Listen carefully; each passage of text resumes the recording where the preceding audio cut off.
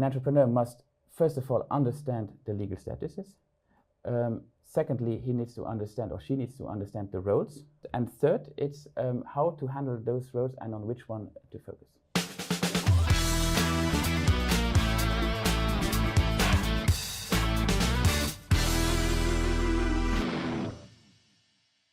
Today, I have the pleasure to welcome in the studio Laurent Muller, who is co-CEO of Fiduciaire Muller Associés with his brother Frédéric. Welcome. Thank you for having me. It's a pleasure. And the reason why I invited Laurent is that he sent me this beautiful book that I recommend to everyone interested in the economy of our country, called How Ernesto Ended Up Being a Successful Entrepreneur. So let's jump right into it. Could you present the topic of the book in a few words? Well, the book is based on a class I give in the MBA of HGC Liège here in Luxembourg. And the title of the class is SME 360. I changed the title of the book, but the content is basically the same. It's about SME 360. Now, why SME 360? First, why SME? In science and in scientific books, it's mostly about large companies. Although over 99% of all companies are SMEs, and most of the employment is also in SMEs rather than large companies. That's why I focus on SMEs. Now, why 360? Again, science tends to treat subject vertically. You learn about finance, marketing, strategy. But for me, in order to grasp the full picture of a topic, you need a horizontal or a 360 approach. So the book is really about SME 360. And the target is SME entrepreneurs in order to ideally help them to better run their company. Yeah, and it's a bit counterintuitive because, of course, people think about, when they think about the economy of Luxembourg, you know, ArcelorMittal, I think they posted 800 million of profits, or even DuPont exceeded $1 billion profit last year. But as you said, I think there's more or less 30,000 SMEs in Luxembourg, and when you put them together, they have a maximum of 250 employees, and together they are really the big majority of the economy of the country. So you talk about entrepreneurs in your book. Can you maybe explain a little bit what it's all about? The term entrepreneur today is colloquially used in many different ways. But there's a clear definition from an economic point of view. It's a risk taker striving for reward. So it's somebody who is accepting a potential downside today in order to have a possible upside later on. But if you translate this on the level of a company, you are not an entrepreneur, but you have 3 different legal statuses. So you're first of all a majority shareholder, meaning that you take the financial risk.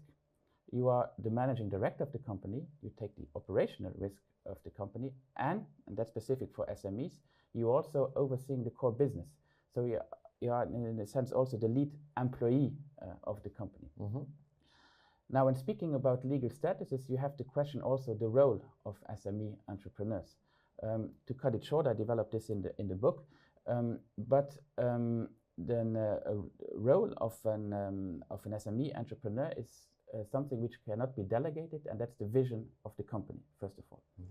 Then the SME entrepreneur is in charge of the execution, the general management, and finally also handling the core business.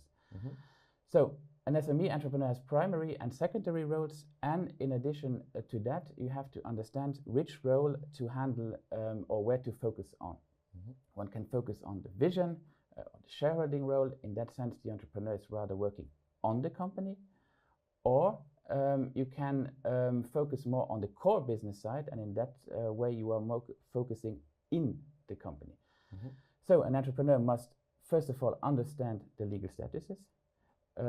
Secondly, he needs to understand, or she needs to understand, the roles. And third, it's how to handle those roles and on which one to focus. Yeah, and of course I can only relate to this because my company is celebrating its 25th anniversary. And as you say, I'm a good example. I'm a majority shareholder. I am the visionary, so the leader. And I also have to take care of a lot of operation. And with this comes a lot of risk, of course, that I need to mitigate. So that is why I really enjoyed this book so much. People, of course, I talk to, everybody wants to be an entrepreneur. It has become fashionable. It's a bit ironic because in Luxembourg we have a risk-averse culture. So with your experience, how would you define the secret of success for an entrepreneur? Well, that's why you have to read the book. But for me, you need three things. You need, first of all, endowment, so a little bit of intelligence, that helps. Second one is effort. You have to put some effort in it. And the third one is expertise. You have to understand that the reasons why companies go bankrupt is usually due to human mistakes. It's not the technology that is not working or the market which is failing, but it's normally human errors. That's why you need expertise. And not only on the level of the core business, but also on the level of the management of the company. I still want to add that it's not only if you unite those three conditions that you are successful, but if you're lacking one, it's going to be challenging. And again, I can only relate to this. Just to share my experience, I spend a lot of time imagining scenarios. Even right now, we work on 3. There's a potential good scenario for 2025. Things are looking good in America. Why not?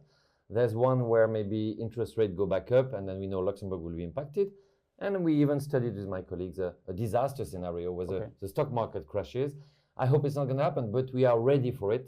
And I think if I remember all the companies I've seen going bankrupt, normally I heard the CEO say, I have a good feeling.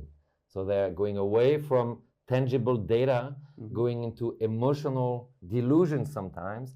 And this is when normally troubles happen. So long story short, I really recommend that you all buy this book. I think it's available at Enster. Exactly. And of course, feel free to post about it, comment. This is exactly what we need to make our economy stronger again. Thank you very much. Thank you, Joe. Thank you very much.